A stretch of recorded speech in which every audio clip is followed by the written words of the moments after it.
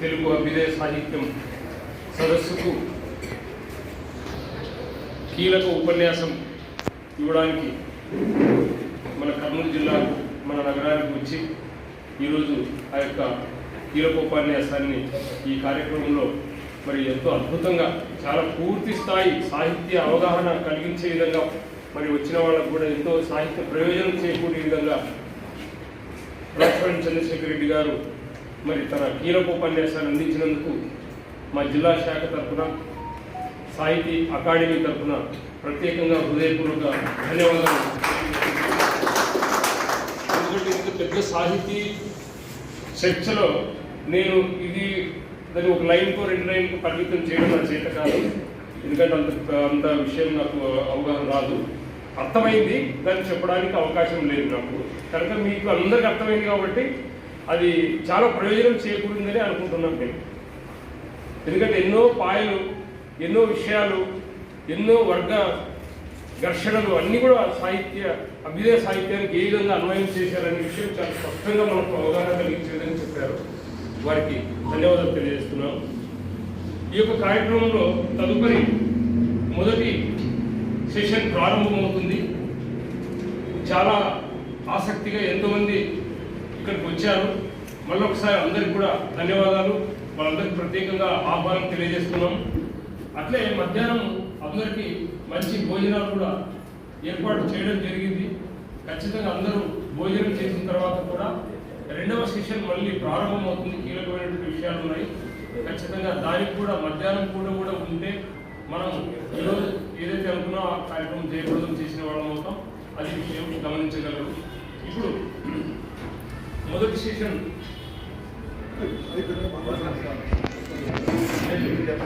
ఇప్పుడు ఈ కార్యక్రమంలో వందన సరఫరా గావించవలసిందిగా అరసన్ జిల్లా ప్రధాన కార్యదర్శి అయినటువంటి కొత్తపల్లి సత్యనారాయణ గారిని ఆహ్వానిస్తాము.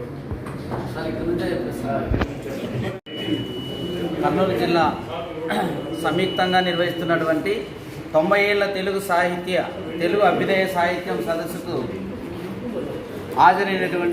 హాజరై మనకి మంచి ఉపన్యాసాలు ఇచ్చినటువంటి స్వాగతోపన్యాసం ఇచ్చినటువంటి నవీన్ కుమార్ గారికి, అదేవిధంగా ప్రారంభోపన్యాసం చేసినటువంటి వల్లూరు శివప్రసాద్ గారికి, ఈ కార్యక్రమానికి అధ్యక్షత వహించినటువంటి కె ప్రహ్లాద్ గారికి, ముఖ్య అతిథిగా హాజరై మంచి సందేశాన్ని ఇచ్చినటువంటి పెనుగొండ లక్ష్మీనారాయణ సార్ గారికి, కీలకోపన్యాసం ఇచ్చినటువంటి రాజపాలెం చంద్రశేఖర్ రెడ్డి గారికి, ఈ కార్యక్రమానికి విచ్చేసినటువంటి మీ అందరికీ కర్నూలు జిల్లా అచితల సంఘం తరపున ప్రత్యేక ధన్యవాదాలు తెలియజేస్తూ సెలవు.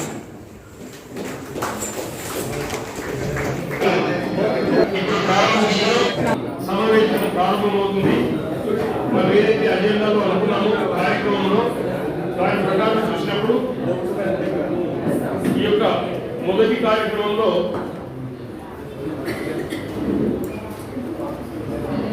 కార్యక్రమానికి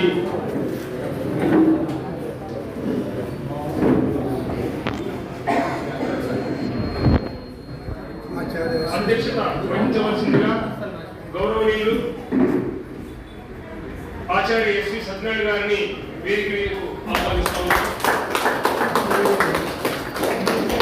అదేవిధంగా పత్ర సమర్పణం గావించడానికి గౌరవనీయులు కరిమేంద్ర రావణి గారిని వేదిక మీదకు ఆహ్వానిస్తున్నాం. అదేవిధంగా పత్ర సమర్పణ గావించడానికి కేపీ అశోక్ కుమార్ గారిని వేదిక మీదకు ఆహ్వానిస్తా ఉన్నాం. ఇక్కడ వచ్చినటువంటి వాళ్ళలో ముఖ్యంగా ఆచార్య శ్రీ సత్యనారాయణ గారి గురించి 2 మాటలు.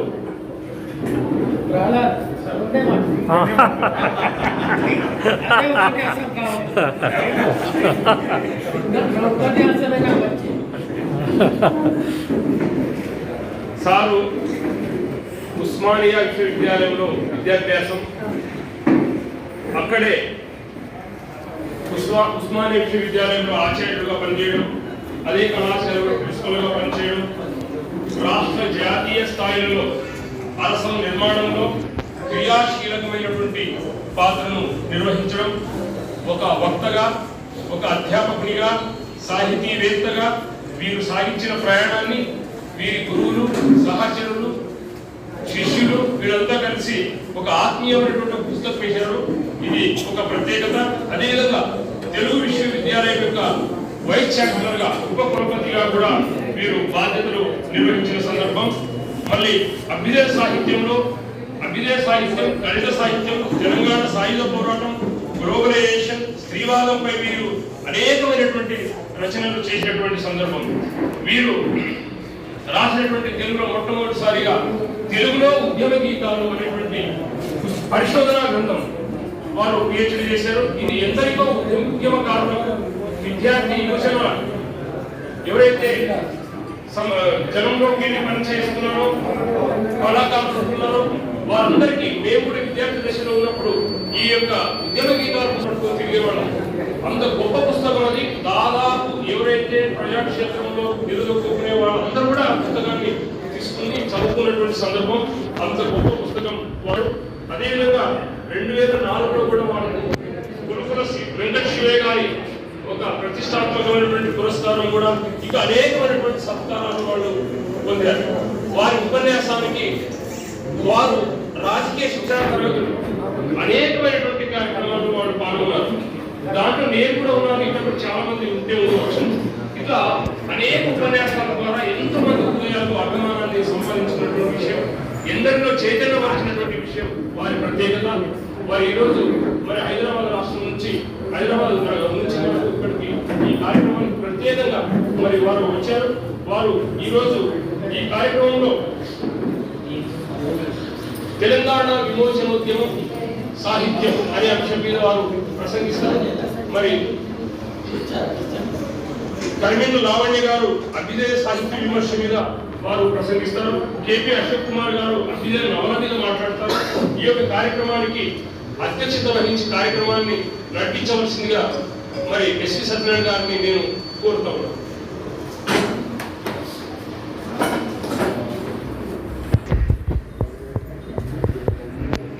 సభకు నమస్కారం. మైక్ ఆడిబుల్గా ఉంది కదా, అది అక్కర్లేదు. మిత్రులారా, 90 ఏళ్ల అభ్యుదయ సాహిత్యం పైన కేంద్ర సాహిత్య అకాడమీ, ఆంధ్రప్రదేశ్ అభ్యుదయ రచయితల సంఘం, కర్నూలు జిల్లా శాఖ సంయుక్తంగా ఈ సదస్సును, సింపోజియంను నిర్వహించడం పట్ల ముందుగా నా సంతోషాన్ని వ్యక్తం చేస్తున్నాను. సాహిత్య అకాడమీ రాజు గారు ఉన్నారా ఇక్కడ, వారికి ధన్యవాదాలు తెలియజేస్తున్నాను. వల్లూరు శివప్రసాద్ గారు సలహా మండలి సమావేశంలో ఈ అంశాన్ని ప్రతిపాదించినప్పుడు సభ్యులందరూ ఏకగ్రీవంగా ఆమోదించారు. సబ్జెక్టులోకి వెళ్తాను. అధ్యక్ష ఉపన్యాసం వేరేగా కాకుండా నా ప్రసంగమే తెలంగాణ విమోచనోద్యమం సాహిత్యం అన్న ఒక పెద్ద సబ్జెక్ట్. దాదాపు 2-3 గంటల పాటు మాట్లాడాల్సిన అంశాన్ని 20 నిమిషాల్లో ముగిస్తాను. ఏం భయపడకండి. Okay sir. మా అశోక్ కుమార్ 25 నిమిషాలు, లావణ్య 25 నిమిషాలు మాట్లాడి 2 గంటలకు మీరు ప్రకటించిన భోజన విరామం కల్లా పొద్దుటి ఆలస్యాన్ని కూడా కలుపుకొని ముగించేస్తాం. మిత్రులారా, 1972 నుండి అభ్యుదయ రచయితల సంఘంతో సుదీర్ఘమైన అనుబంధం కలిగి ఉన్న వాళ్ళమిద్దరం ఈ సమావేశ మందిరంలో ఉన్నాం. 72 నుంచి నేను, 72 నుంచి అటు గుంటూరులో పెనుగొండ లక్ష్మీనారాయణ, 73లో గుంటూరులో జరిగిన అభ్యుదయ రచయితల సంఘం పునర్నిర్మాణ మహాసభలు మొదలుకొని ఇటీవలి కాలంలో తెనాలిలో జరిగిన, గుంటూరులో జరిగిన సభల దాకా హాజరైన వాళ్ళలో మహామహులు అనేక మంది మధ్య మధ్యలో డ్రాప్ అయినప్పటికీ మహామహులం కాకపోయినా ఇద్దరు మాత్రం హాజరైంది. లక్నోలో 1986లో అఖిల భారత అభ్యుదయ రచయితల సంఘం స్వర్ణోత్సవాలకు హాజరైన నేను మల్లిక్, వజ్రోత్సవాలకు 60 ఏళ్ళప్పుడు హాజరైనాం, 70 ఏళ్ళ ఉత్సవాలకు హాజరైనాం, 80 ఏళ్ళ ఉత్సవాలకు హాజరైనాం, ఇప్పుడు ఈ 90 ఏళ్ళ ఉత్సవాలకు హాజరవుతున్నాం, శతాబ్ది ఉత్సవాలకు కూడా హాజరవుతాం. ఎందుకంటే ఎలాంటి సదలవాట్లు లేవు కనుక ఇంకో 10 ఏళ్ళు ఆరోగ్యంగా బతుకుతాం అనే గ్యారెంటీ ఉన్నది. శతాబ్ది ఉత్సవాలు దాకుంటాం, ఇక తర్వాత చూద్దాం, అప్పుడు ఆలోచించాలి. ఇకపోతే మిత్రులారా, చక్కటి స్ఫూర్తిదాయకమైన ప్రసంగాలు మా పెనుగొండ లక్ష్మీనారాయణ, రాజపాలెం చంద్రశేఖర్ రెడ్డి గారు చేశారు. ఒక నేపథ్యం ఇచ్చారు సదస్సు. అట్లాగే వాళ్ళ అభ్యుదయ నవల మీద మా కేపీ అశోక్ కుమార్ నిరంతర అధ్యయనశీలి. ఆయన ఏ ఉపన్యాసము అలవోకగా మాట్లాడాడు, అన్ప్రిపేర్డ్గా మాట్లాడాడు, విషయ సూచిక చూసి మాత్రమే పీఠికలు రాయడు. మొత్తం పుస్తకం చదువు పీఠికలు. సాధారణంగా మేము పిహెచ్డి థీసిస్లకు రిపోర్ట్స్ కూడా చూస్తుంటాం కదా. విషయ సూచిక పరిశోధకులు చెప్పిన చివరి సినాప్సిస్ 3 పేజీలు అది తిరిగి రాసి రిపోర్ట్ అంటారు. వాళ్ళ ఫీజు వాళ్ళకి తగ్గుతుంది, ఈమెకు డిగ్రీ ఈమెకు అవుతుంది. అట్లాగే మా లావణ్య కూడా ప్రొఫెసర్ లావణ్య నా పుత్రికా సమానురాలు, నా శిష్యురాలు. ఆమె భర్తలు అని నా విద్యార్థి. ఆమె డైరెక్ట్ విద్యార్థి కాదు, ఆమె భర్తలు అని అంటే ఆమె భర్త నా విద్యార్థి, ఆమె పరోక్ష విద్యార్థి. ఆమె కూడా 15 రోజుల నుంచి ప్రిపేర్ అవుతుంది. అట్లాగే నా ప్రత్యక్ష శిష్యు సభలో ఉన్నారు. ఎంబైలో డైరెక్ట్ స్టూడెంట్ విద్యావాసిని దేవి. ఆమెకు నేను మాట్లాడబోయే ఒక సంబంధం ఉన్నది.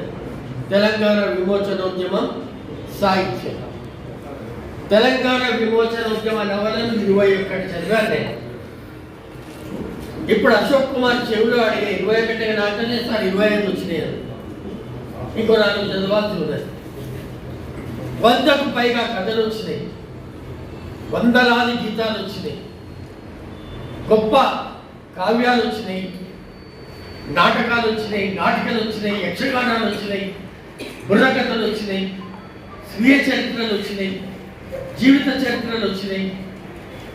ఈ రకంగా అపారమైన సాహిత్యం తెలంగాణ విమోచనోద్యమం తెలుగు సాహిత్యానికి అందించింది.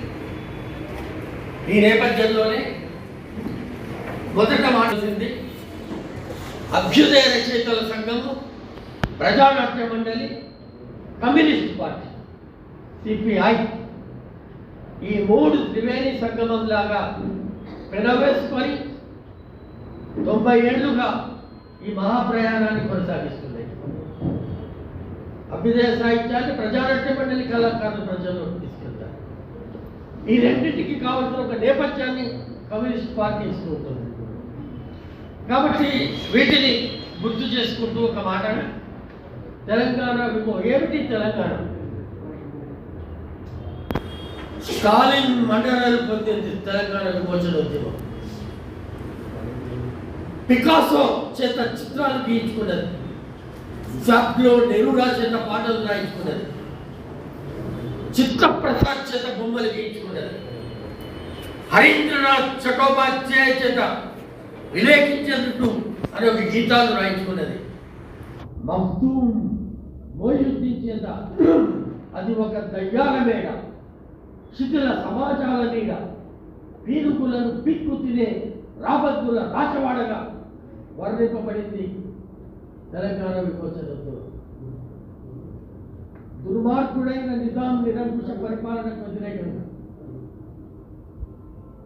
అరాచకవాదులైన రజాకారుల అమానుష దాడులకు వ్యతిరేకంగా, అతి కిరాతకులైన భూస్వామ్య వ్యవస్థకు వ్యతిరేకంగా సామాన్య మానవులు, మట్టి మనుషులు, మహానాయకులు నడిపిన ఒక మహోద్యమం తెలంగాణ విమోచన. మామూలు మనుషులు మహాకవులే కాదు, సామాన్య మానవులు మాన్యులైన మహానాయకులైనారు. ఎవరి తిరునగరి రామాంజనేయులు, ఎవరి సుత్తాల హనుమంతు, ఎవరి బండి యాదగిరి, ఎవరి అద్వాల మాచయ్య, ఎవరి ఆవుల పిచ్చయ్య, ఎవరి సీయ చప్పన్న, ఎవరి గంగారాం. మామూలు మనుషులు.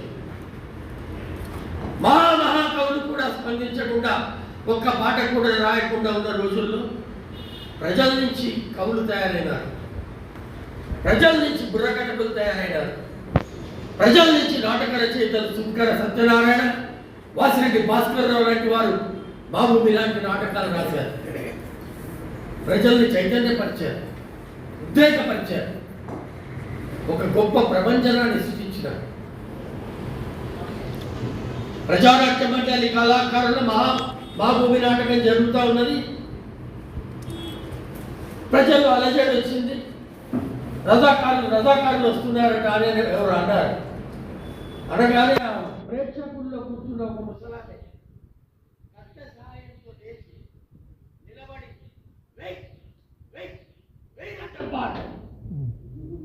శుద్ధాల హనుమంతు ప్రేక్షకుల్లో ఉంటాడు. వెయ్యి దెబ్బకు దెబ్బ వెయ్యి అని ఒక పాట రాశాడు. ప్రజలదే బాణి, ప్రజలదే భాష, ప్రజలదే భావ వ్యక్తీకరణ, ప్రజలదే ఉద్రేకము, ప్రజలదే ఉద్వేగం. ఈ రకంగా గొప్ప ప్రజా సాహిత్యపు వారసత్వాన్ని తెలంగాణ విమోచనోద్యమం మనకు అందించేది.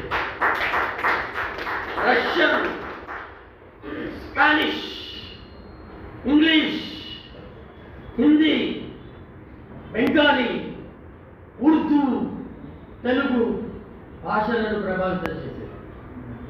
ఈ అన్ని భాషల్లో కూడా 12 ఏళ్ల బాలుడు దీనా లింగయ్య అనే వాడికి ఉరిశిక్ష విధించినారనే మాట విని రష్యన్ కవి విక్టర్ గొంచెలో ఒక అద్భుతమైన కవిత రాశాడు. దానికి వ్యతిరేకంగా, ఉరిశిక్షకు వ్యతిరేకంగా.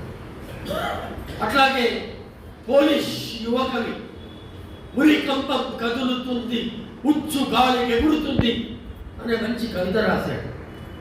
అయితే వెలువడిన గీతాలన్నింటినీ, వెలువడిన కవితలన్నింటినీ వెంటనే భద్రపరచడం సాధ్యం కాలేదు. కారణం 1951 అక్టోబర్ 21న సాయుధ పోరాట విరమణ చేయాలని ఆంధ్ర మహాసభ కమ్యూనిస్ట్ పార్టీ నిర్ణయించుకున్నాయి. పరిస్థితులు వ్యతిరేకించి ప్రజల్లో ఒక్కొక్క శ్రేణి దూరమైపోతుంది. పెద్ద కేంద్ర ప్రభుత్వ యూనియన్ మిలిటరీకి వ్యతిరేకంగా యుద్ధం చేయడం సాధ్యం కాదు.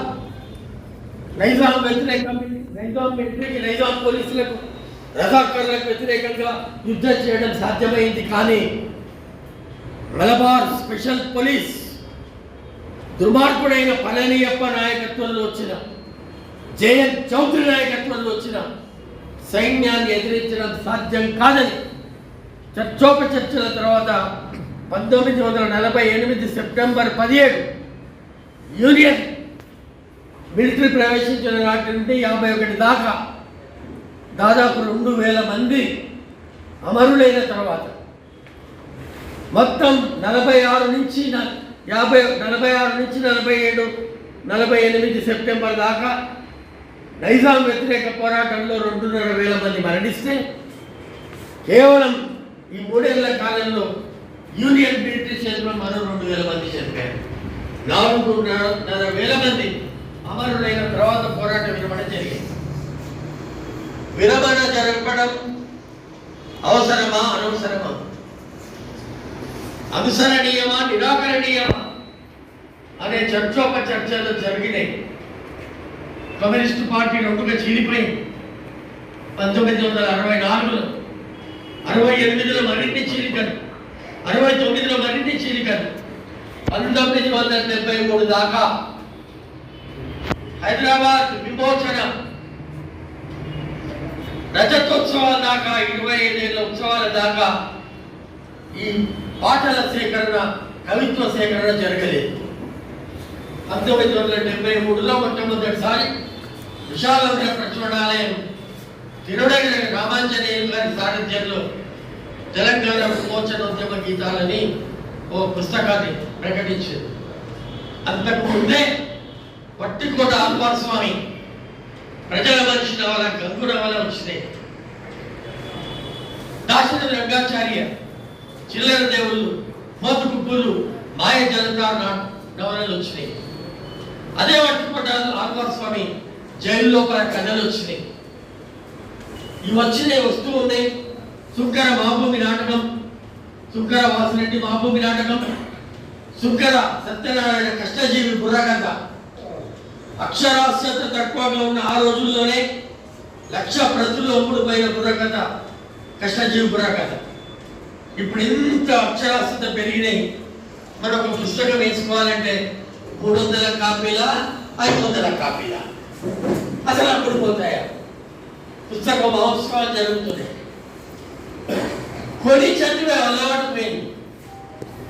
ఎవరు ఉచితంగా కాంప్లిమెంటరీ కాపీ ఇస్తారా అని చూసే దుస్థితి నుంచి మనం బయటపడడానికి కష్టజీవి బుర్రకథ గురించి చెప్తూ ఉన్నాను. మిత్రులారా, కవిత్వం విషయానికి వస్తే దాశరథి కృష్ణమాచార్య అగ్నిధార, రుద్రవీణ అనే గొప్ప గ్రంథాలు చూసి, గాడోజీ నారాయణరావు నాకు కూడా ఒక కవిత్వం వచ్చింది. సోమసుందర్ వజ్రాయుధమైన ఒక గొప్ప కావ్యాన్ని రాశాడు.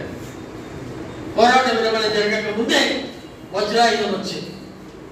ఒక వీరుడు మరణిస్తే 1000 కొలది ప్రభవితులు, ఒక నెత్తుడి బొట్టులోన ప్రళయాగ్నులు ప్రజ్వరిల్లు, ఖబర్దార్ నైజాం బాదుషాయే అని చెప్పి గొప్ప నినాదాన్ని ఇచ్చాడు.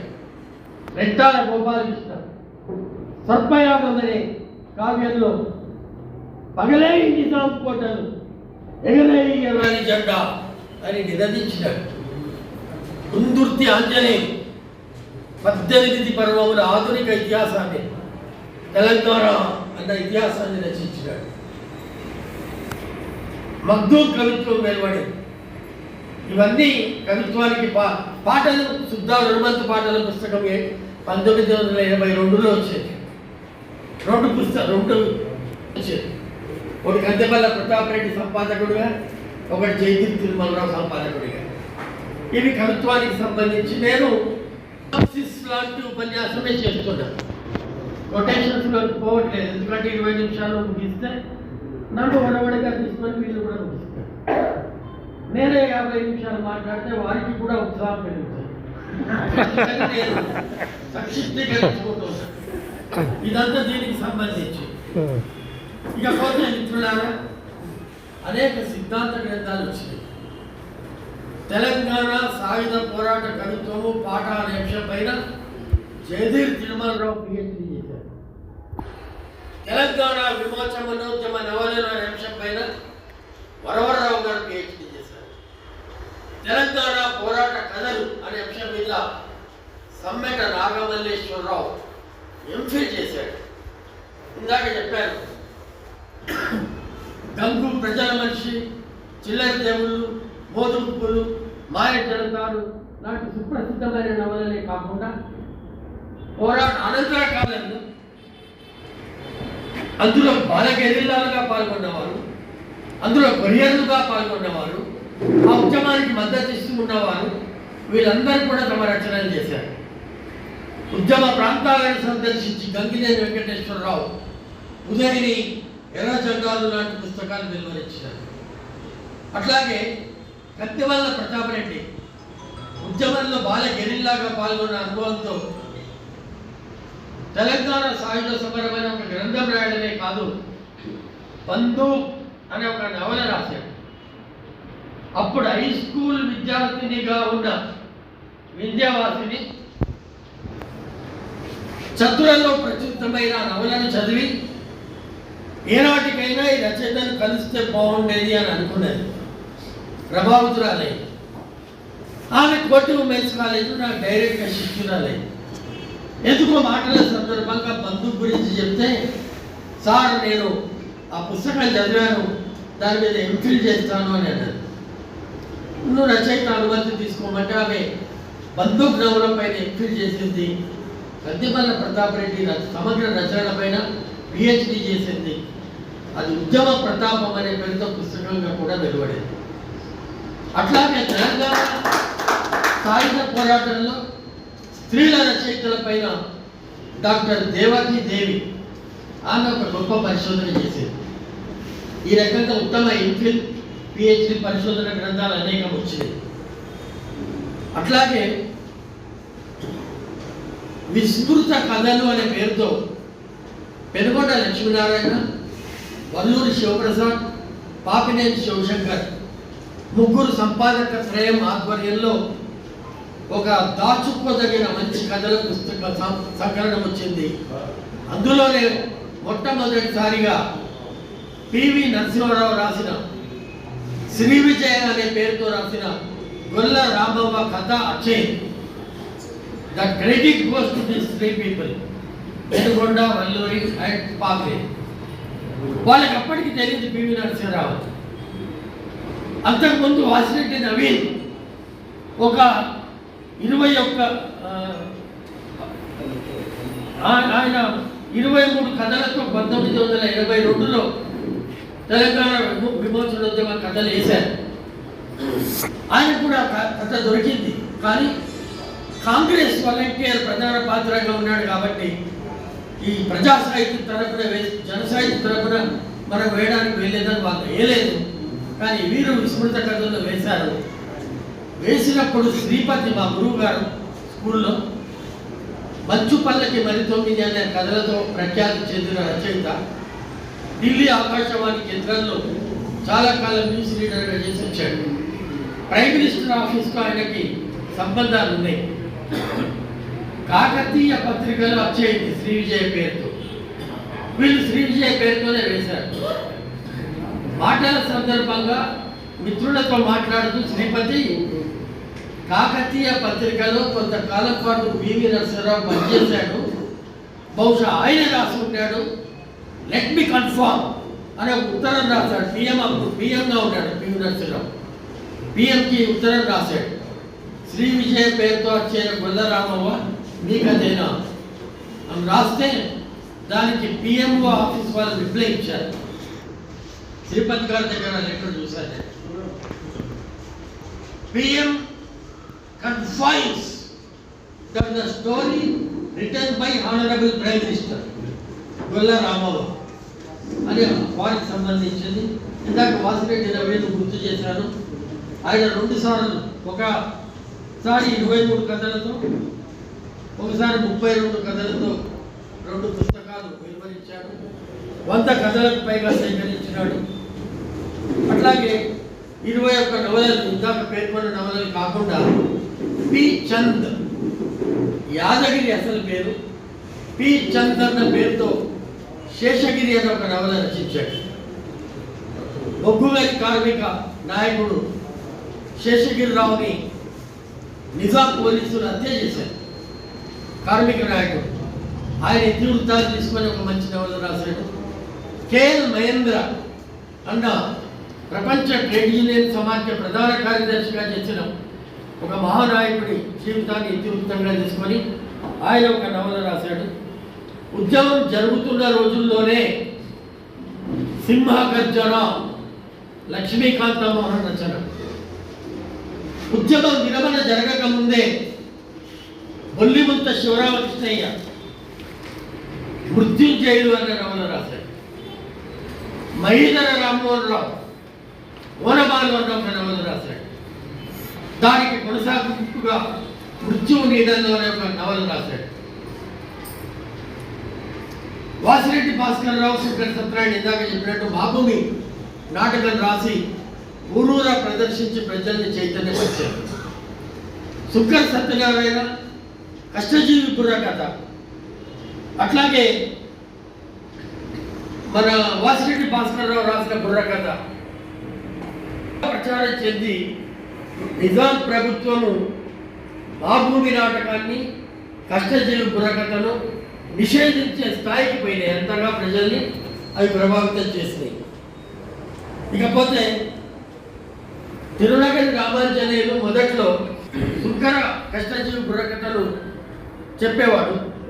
తర్వాత ఆయనే సొంతంగా బుర్రకథలు రాసి ప్రచారం చేయడమే కాకుండా సంఘం అన్న పేరుతో ఒక గొప్ప నవల రచించాడు. కాంచనేపల్లి వెంకటరామారావు మన ఊళ్ళో కూడా రా అని కథల పుస్తకం వెలువరించాడు.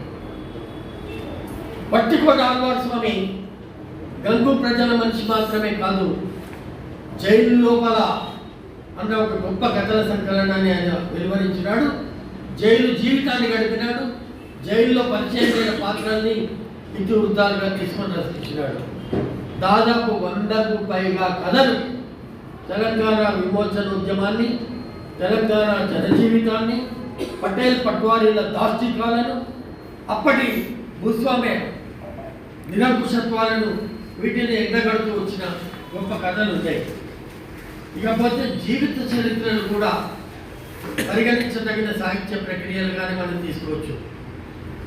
రావి నారాయణ రెడ్డి, ఆరుట్ల రామచంద్రారెడ్డి, పద్దం ఎల్లారెడ్డి ధర్మభిక్షం జీవిత చరిత్రలో మోనోగ్రాఫ్లుగా గంతిమల్ల ప్రతాప్ రెడ్డి రచించాడు.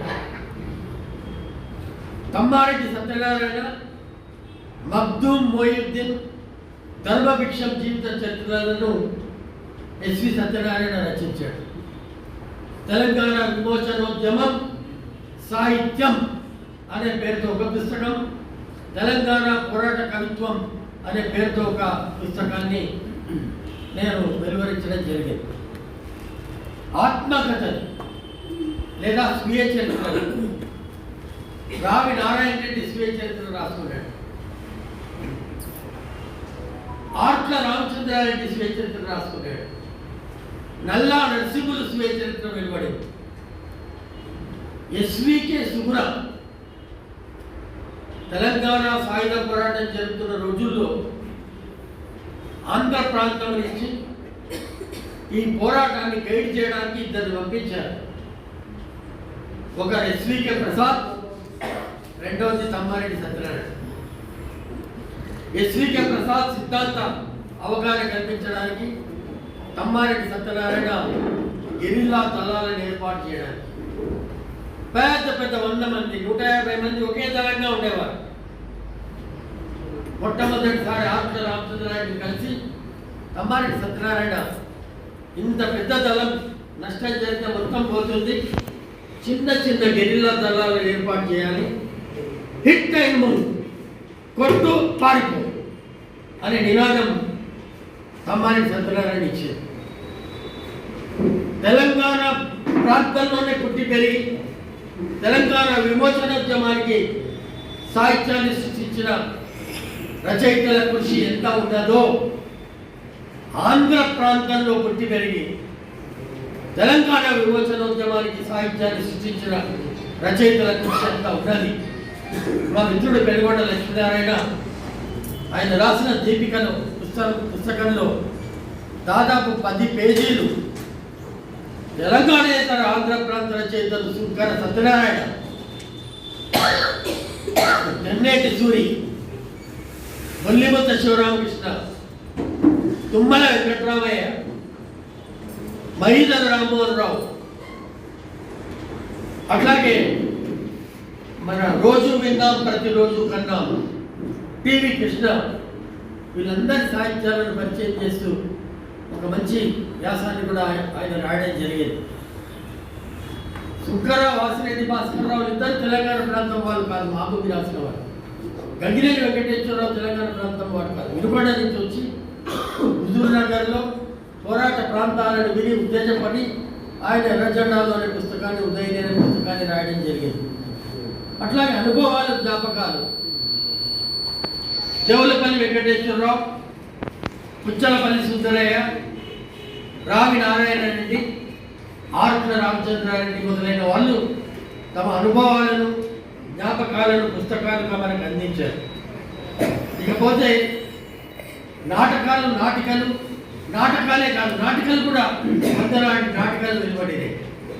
ఒక యక్షగానం శుద్ధాల హనుమంతు రాయడం మొదలుపెట్టి అది మధ్యలో ఆగిపోయింది. ఇందు లోపల ఆయన అస్తమించడం జరిగింది. ఆయన కుమారుడు శుద్ధాల అశోక్ తేజ ఆ మిగిలిన అసంపూర్తి భాగాన్ని పూర్తి చేసి ఒక యక్షగానాన్ని వెలువరించడం జరిగింది. కందిమల్ల ప్రతాప్ రెడ్డి వీర తెలంగాణ అనే పేరుతో ఒక నృత్య రూపకాన్ని, ఒక జానపద కళారూపాన్ని తెలుగు సాహిత్యానికి అందించడం జరిగింది. అట్లాగే మాయల పకీరు వేషం వేసుకొని నందామయ్య గురుడ నందామయ్య అనే పాట బాణీలో అప్పుడున్న తెలంగాణ స్థితిగతులను వర్ణిస్తూ ప్రజానాట్య మండలి కళాకారులు ప్రచారం చేశారు. బైరాగులు అనే ప్రదర్శన, అట్లాగే మాయల పకీర్ ప్రదర్శన, ఇవి బాగా జనాన్ని ఆకర్షించినాయి.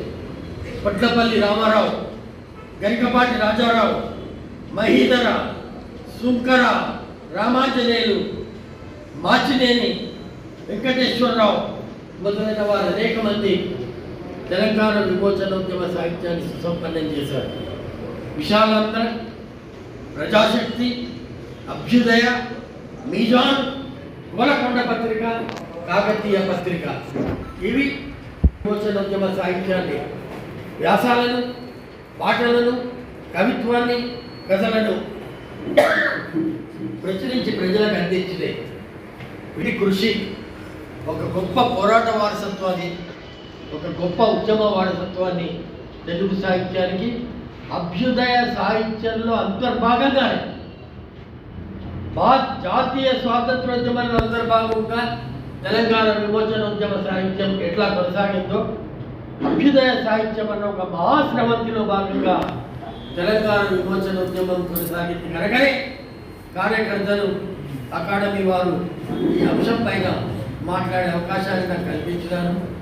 ఎంతోమంది ఆత్మీయ మిత్రుల సమక్షంలో ఈ 4 మాటలు, అధ్యక్షోపన్యాసం ఇదే, ప్రసంగ పత్రం ఇదే, ఇంతకంటే అతిక్రమించుట భావ్యం కాదని భావిస్తున్నాం. ఇప్పుడు మొదట విద్యావాసిని ప్రొఫెసర్ రావణి ఆమె ప్రసంగాన్ని చేయాల్సిందిగా విమర్శ, అభ్యుదయ విమర్శ కదా, అభ్యుదయ విమర్శపై ఆమె మాట్లాడతారు. తెలంగాణ విశ్వవిద్యాలయంలో ఇటీవల 2-3 మంచి ప్రయోజనకరమైన సదస్సులు సాహిత్య అకాడమీ సౌజన్యంతో నిర్వహించారు. ఆమె మాట్లాడతారు.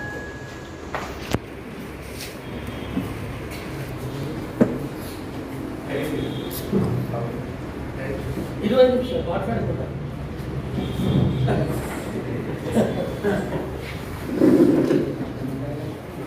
సభకు నమస్కారం. సాహిత్య అకాడమీ అభ్యుదయ రచయితల సంఘం సంయుక్తంగా నిర్వహిస్తున్న 90 ఏళ్ల తెలుగు అభ్యుదయ సాహిత్యానికి నన్ను రమ్మని పిలిచిన రామాను అన్నటువంటి మా గురువులు ఆచార్య రాజపాలెం చంద్రశేఖర్ రెడ్డి సార్ గారికి, ఈ కార్యక్రమాన్ని నిర్వహిస్తున్నటువంటి సాహిత్య అకాడమీ సభ్యులు వల్లూరి శివప్రసాద్ సార్ గారికి, పెనుగొండ లక్ష్మీనారాయణ సార్ గారికి, ఈ సెషన్కు అధ్యక్షత వహిస్తున్నటువంటి మా గురువులు ఆచార్య ఎస్వి సత్యనారాయణ సార్ గారికి, నాతో పాటు పత్ర సమర్పకులుగా ఉన్నటువంటి కేపీ అశోక్ కుమార్ సార్ గారికి, మిగతా సభ్యులందరికీ నా నమస్కారాలు తెలియజేస్తూ, నన్ను అభ్యుదయ సాహిత్య విమర్శ మీద మాట్లాడమ్మా అని సార్ అన్నారు. ఒక నిమిషం ఒంట్లో వెనక నుంచి వెన్ను నుంచి జల్లున ఒక్కసారి ఆ మాట వినగానే భయమేసింది.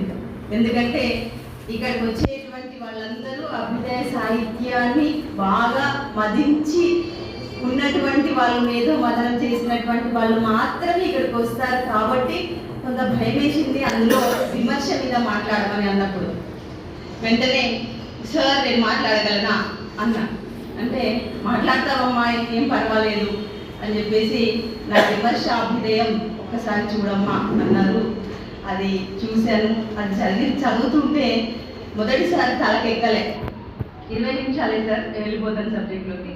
మొదటిసారి తలకెక్కలే, రెండోసారి చదువుతా ఉంటే తలకెక్కినటువంటి దానిలో నాకు అనిపించింది ఏంటంటే ఇప్పుడున్నటువంటి ఆధునిక విమర్శ రీతులన్నింటిలో అభ్యుదయ సాహిత్య విమర్శ మాత్రమే బాగా సాహిత్య చలనంలో ఉన్నట్టుగా నాకు అనిపించింది. మిగతా విమర్శలు లేవా అని చెప్పేసి ఇప్పుడు విమర్శకులుగా ఉన్నటువంటి మా సార్ వాళ్ళు అనొచ్చు. కానీ దీనికి ఒక 90 ఏళ్ల చరిత్ర ఉంది అని మనం ఈరోజు నిర్ధారణ చేసుకున్నామంటే ఆ రోజు నుంచి 1935-36 నుండి మొదలుకొని ఈ రోజు వరకు ఉంది అనేటువంటి ఒక నిర్ధారపూరితమైనటువంటి సంవత్సరాన్ని మనం చూపిస్తున్నామనంటే ఈ రోజు వరకు దాంట్లో మనం పనిచేస్తున్నామన్నట్టే అని అనిపించింది నాకు. అయితే ఇందాక సార్ మాట్లాడుతూ ఇప్పటి వరకు 100 వరకు విమర్శ గ్రంథాలు వచ్చినాయి అని చెప్పేసి వారు చెప్పి ఉన్నారు. 100 నేను పరిశీలించలేదు, కానీ కొంతవరకు చేసినటువంటి దానిలో చదివినటువంటి దానిలో భాగంగా కొంత మీ ముందు ప్రజెంట్ చేయడానికి ప్రయత్నం చేస్తాను. తర్వాత ఒక మాట చెప్తాను. ఇందాక సారు మా పుత్రిక అన్నారు. దానిలో సార్ ఎప్పుడైతే అభ్యుదయాన్ని పట్టుకున్నారో 1 సంవత్సరం అటు ఇటుగా నేను పుట్టాను. అందుకని అది కాకతాళీయం కావచ్చు ఆ మాట అనగానే నా సంవత్సరం చెప్పగానే నాకు వెంటనే అనిపించింది, ఓహో అందుకే నేను పుత్రికనయ్యానేమో అని అనిపించింది. అదొకటి. తర్వాత తెలుగులో అభ్యుదయ సాహిత్యం ఎప్పుడైతే పుట్టిందో అప్పటి నుండి అభ్యుదయ సాహిత్య విమర్శ కూడా ఉంది అనేది మనందరికీ తెలిసినటువంటి విషయమే. దాదాపుగా 3వ జనరేషన్లో నడుస్తున్నటువంటి 4వ జనరేషన్లో నడుస్తున్నటువంటి అభ్యుదయ సాహిత్య విమర్శ ఇప్పుడు ఉంది అని నేను అనుకుంటున్నాను. అందులో మొదటి తరంలో ఉన్నటువంటి వాళ్ళు ఉన్నారు. ఇందాక సార్ అన్నట్టుగా 100 వరకు అని చెప్పేసి అన్నారు. ఆ తర్వాత ఉన్నటువంటి తరం వాళ్ళు ఈ అభ్యుదయ సాహిత్య విమర్శ పుట్టినప్పటి నుండి, వికాసం పొందినప్పటి నుండి, నడుస్తున్నప్పటి నుండి ఉన్నటువంటి వాళ్ళు ఉన్నారు. కాబట్టి కొంత ఒళ్ళు దగ్గర పెట్టుకుని మాట్లాడతారు. అయితే 1946 మే నెల 11 నుండి జూన్ 10 వరకు 10 రోజుల వరకు తెనాలి ప్రాంతంలోని పెద్దపూడిలో జరిగినటువంటి సాహిత్య పాఠశాలలో మద్దకూరి చంద్రశేఖరరావు గారు ఆంధ్ర సాహిత్యంలో కొత్త పోకడలు అనేటువంటి ఒక అంశం మీద చెప్పినటువంటి పాఠం తొలి తెలుగు మార్క్సిస్ట్ సాహిత్య విమర్శగా గుర్తింపు పొందిందని మనందరికీ తెలిసినటువంటి విషయమే. చెప్పేటువంటి అంశాలన్నీ కూడా ఒకసారి గుర్తు చేసుకోవడం మాత్రమే. అంతకు ముందటి 3.5 దశాబ్దాల సాహిత్య రచన పరిణామాల నుండి ఇది పుట్టిందని చెప్పవచ్చు. 1914 నాటి కట్టమంచి కవిత్వ విచారము సమాజానికి, సాహిత్యానికి, వస్తువుకు, శిల్పానికి మధ్య ఉండే విడదీయరాని బంధాన్ని గుర్తించింది. రాయల నాటి రసికతలో రాళ్లపల్లి ప్రబంధ సాహిత్యానికి ఉన్న సామాజిక స్వభావాన్ని వారు సమర్థించారు. త్రిపురనేని మధుసూదన్ రావు రాసినటువంటి మధ్యయుగ సాహిత్యం అనేటువంటి వ్యాసం మార్క్సిస్ట్ సాహిత్య విమర్శ అవుతుంది. అయినప్పటికీ రాళ్లపల్లి, కట్టమంచి, సురవరం వారు, పుట్టపర్తి వారు చేసినటువంటి విమర్శలు మార్క్సిస్ట్ సాహిత్య విమర్శకి పూర్వ రంగాన్ని సిద్ధం చేసింది అని ఒక చోట రాజపాలెం వారు అంటారు. ప్రథమాంధ్ర అభ్యుదయ రచయితల మహాసభ సంచికలో రాటకొండ నరసింహారెడ్డి అభ్యుదయ సాహిత్యం ఎలా ఉండాలి, శ్రీకృష్ణ సాహిత్య సమాలోచన వ్యాసాలు ఉన్నాయి. 1937లో పొడవటిగంటి కుటుంబరావు సాహిత్యం ఎందుకు అనేటువంటి వ్యాసం రాస్తూ ప్రజలను సాహిత్యం నుండి, సాహిత్య సాహిత్యాన్ని రాజకీయాలను ప్రజల నుంచి కాపాడాలనేటువంటి రకరకాల వాళ్ళు చేసేటువంటి ప్రయత్నాలను చూస్తే ముచ్చటేస్తుందని వారు గుర్తించారు. సాహిత్యం సాంఘిక చైతన్యంలో ఒక శాఖ అని వారు పేర్కొన్నారు. జీవి కృష్ణారావు కావ్య జగత్తు నుండి బాహ్య జగత్తు రాదు, బాహ్య జగత్తు నుండే కావ్య జగత్తు వస్తుంది అని చెప్పారంటే ఈ అభ్యుదయ విమర్శకి ప్రత్యేకమైనటువంటి కొన్ని సిద్ధాంతాలు ఉన్నాయి కాబట్టి ఆ సిద్ధాంతాలలోనే మనం మాట్లాడాలి, ఏది పడితే మాట్లాడడానికి ఉండదు. వాళ్ళు చెప్పినటువంటి అంశాలు మనం చూసినట్లయితే జీవి కృష్ణారావు గారు అన్నటువంటి కావ్య జగత్తు నుండి బాహ్య జగత్తు రాదు, బాహ్య జగత్తు నుండి కావ్య జగత్తు వస్తుంది అని చెప్పినారు. అలాగే మధుగురి చంద్రశేఖరరావు గారు 1935-47 మధ్య కాలంలో శ్రీ గురుజాలపై రాసినటువంటి వ్యాసాలు తెలుగు సాహిత్య విమర్శకు ఒక కొత్త చూపుని ఇచ్చాయి. అభినయ విమర్శను సుసంపన్నం చేసినటువంటి విమర్శకుల్లో పొడవటి గంటి వారు అగ్రగామి అని మనందరికి తెలిసిన విషయమే. కళలు, శాస్త్రీయ విజ్ఞానము, సాహిత్య వ్యాసాలు అనే 2 గ్రంథాలు వారు తెలుగు సాహిత్య విమర్శను చాలా ముందుకు రాసినటువంటి తెలుగు సాహిత్య విమర్శను ముందుకు తీసుకెళ్లాయి. కళల వల్ల కలిగేటువంటి సమాజంలో కలిగేటువంటి చైతన్యం ఎంత ముఖ్యమైందో జీవిత గతి ప్రభావం చేత కళలలో కలగవలసినటువంటి చైతన్యం కూడా అంతే ముఖ్యమైంది అని వారు చెప్పారు. అలాగే త్రిపురనేని వారు ఆలోచనతో పాటు జోడించాల్సింది ఆవేశం. ఎందుకంటే మా సార్ మాట్లాడిన తర్వాత ఇంకొకరు మాట్లాడలేము, అది ఇంతసేపు మనం చూసాం. అయితే అది ఇలా ఈ కేవలం అభ్యుదయంలో పనిచేసినప్పుడు సహజంగా అది వచ్చిందేమో, అట్టబట్టిందేమో అనిపిస్తూ ఉంటుంది. మా సార్ మాట్లాడినప్పుడు కూడా ఇక్కడ చూడండి ఒక మాట త్రిపురనేని వారు అన్నటువంటి దాన్ని చూసినట్లయితే ఆలోచనతో పాటు ఆవేశాన్ని జోడించి రాసినటువంటి విమర్శ వ్యాసాలు గొప్ప సైద్ధాంతిక పత్రాలని, విమర్శకుల్లో నిర్దాక్షిణ్యత అని గొప్ప సాహిత్య పత్రాలు అని ఆ తర్వాత రారావారు ఇద్దరిలో ఇది కనిపిస్తుంది అని రారావారు అంటారు.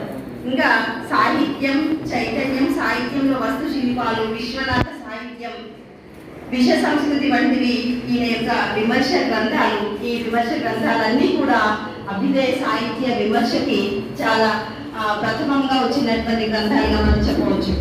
శ్రీశ్రీ చేత క్రూరుడైన విమర్శకుడు అని పేరు తెచ్చుకున్నటువంటి వారు రారావారు 1965-85 మధ్య కాలంలో తెలుగు సాహిత్య విమర్శకు పదును వేగం కలిగించినటువంటి వారు. సారస్వత వివేచన, వ్యక్తి స్వాతంత్రం, సామాజిక శ్రేయస్సు అనేటువంటి వ్యాస సంకలనాలు అభ్యుదయ సాహిత్య విమర్శకు దిశానిర్దేశం చేశాయి. సోదం రామ్మోహన్, ఆర్బిఆర్, రాంభట్ల కృష్ణమూర్తి అభ్యుదయ సాహిత్య విమర్శలో ఒక త్రయం వంటి వారు. సాహిత్య అవలోకన, సాహిత్యం, శిల్పం అనేటువంటి గ్రంథాల ద్వారా రామ్మోహన్ తెలుగు సాహిత్య విమర్శకు సామాజిక స్వభావాన్ని వారు కల్పించారు. సాహిత్య తత్వం అనేటువంటి గ్రంథంతో అభ్యుదయ విమర్శకునిగా ప్రసిద్ధులైనటువంటి వారు ఆర్బిఆర్. సాహిత్య సిద్ధాంతం, ఆధునిక సాహిత్య ధోరణులు, కేకే శైలి వంటి అనేక అంశాలను విశ్లేషించడంలో ఆర్బిఆర్ ప్రగతిశీల దృక్పథం అడుగడుగున మనకి వ్యక్తమవుతుంది. అభ్యుదయ సాహిత్య విమర్శకుల్లో వల్లంపాటి వెంకట సుబ్బేడి తనదైనటువంటి శైలి, సాహిత్య వ్యాసాలతో పాటు వారు నవలా శిల్పము, కథాశిల్పము, విమర్శ శిల్పం అనేటువంటి గ్రంథాలను కూడా రాసి ఉన్నారు. ఈ గ్రంథాలు నేటి యువ విమర్శకులకు దిక్సూచిగా పనిచేస్తాయి. వై విజయ్ కుమార్ సాహిత్యం, వాస్తవికత, శ్రీకృష్ణ సాహిత్యం, రాజకీయం, చేకూరు శ్రీనివాసరావు గారి శ్రమ సౌందర్యం, సారథి, మార్క్సిస్ట్ సాహిత్య సిద్ధాంతం ఒక పరిశీలన వంటి విమర్శకులు మార్క్సిస్ట్ సాహిత్య విమర్శకు సైద్ధాంతికంగా దోహదం చేశారు. బి సూర్యసాగర్ సాహిత్యం, సౌందర్యం, కొలకలూరి ఈనాడు, ఆధునికాంధ్ర సాహిత్య విమర్శ సూత్రం, కేతు విశ్వనాథ్ రెడ్డి గారి దృష్టి, సంజీవమ్మ గారి సాహిత్య వ్యాసాలు వంటి విమర్శకులు అభ్యుదయ సాహిత్య విమర్శను పరిపుష్టం చేయడంలో కృషి చేశారు. కొలకలూరి చారిత్రక దృష్టి, కేతు ఆంథ్రోపాలజికల్ దృష్టి, సంజీవమ్మ సామాజిక దృష్టి తెలుగు సాహిత్య విమర్శకు కొత్త వెలుగులు తెచ్చాయి. కాత్యాయని విద్మహే, పార్తినేని శివశంకర్, రాజపాలెం సారు, వరవరరావు గారు, బి చెంచయ్య, ఎన్ వేణుగోపాల్ సాహిత్య సందర్భాలను సామాజిక సందర్భాలకు అన్వయించి రాసినటువంటి విధానము ఆలోచింపదగింది. చేరా విమర్శ గ్రంథాలన్నీ అభ్యుదయ భావజాలంతో వచ్చినదే. కుందుర్తి అభ్యుదయ కవిత్వ ప్రచారానికి వచన కవిత్వ విస్తృతికి దోహదం చేస్తూ వ్యాసాలు రాశారు.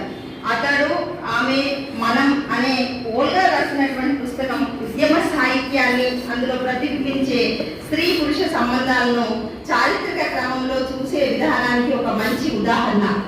ఏబికే ప్రసాద్ వ్యాసాలు ప్రపంచ సాహిత్యాన్ని ఒక చిన్న ఆకాశంలో పరిచయం చేస్తాయి. కేవి రమణారెడ్డి కవి కోకిల, మహోదయం గ్రంథాల్లో కవి జీవిత సాహిత్య సమన్వయ విమర్శను మార్క్సిస్ట్ దృష్టితో చేశారు.